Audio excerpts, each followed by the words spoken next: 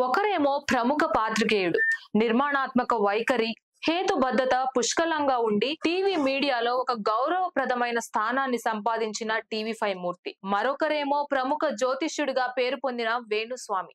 ఎన్నికలలో గెలుపు ఓటములపై జ్యోతిష్యం చెప్పి వేలాది మందిని ఆకట్టుకుంటున్న పండితుడు. ఆయన భార్య వీణ ప్రముఖ గాయని, కళాకారిణి.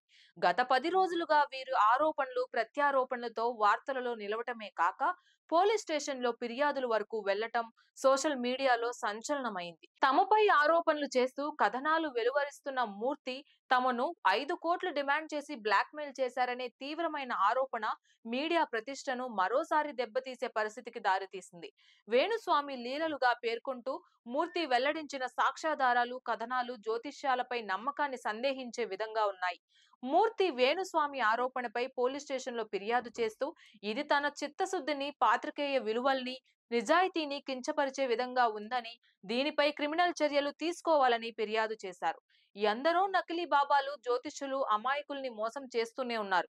అలాగే జర్నలిజం పేరుతో బ్లాక్ మెయిల్ చేసే నకిలీ జర్నలిస్టులు కూడా లేకపోలేదు.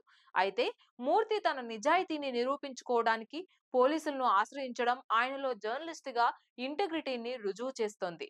వేణుస్వామి తన ఆరోపణలు రుజువు చేస్తారా, చేయకపోతే ఆయన ఎలాంటి పరిణామాలు ఎదుర్కొంటారు అనేది ఒక బేతాళ కథగా తయారైంది. అయితే గతంలో విశాఖలో శాంతి విజయసాయిరెడ్డి, దువ్వాడ దంపతులు, దివ్యల మాధురి, ఇప్పుడు వేణుస్వామి, ఇలా వ్యక్తిగత జీవితాలకు సమాజ హితం కోసం పనిచేసే మీడియా ఎంతవరకు ప్రాధాన్యం ఇవ్వాలి అనే ప్రశ్న ఇప్పుడు తలెత్తుతోంది.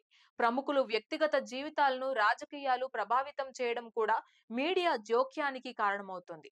ఇప్పుడు సమాజానికి వ్యక్తిగత జీవితాలకు మీడియా పరంగా ఇదివరకు ఉండే విభజన రేఖ చెరిగిపోవటం విచారకరమని చెప్పాలి.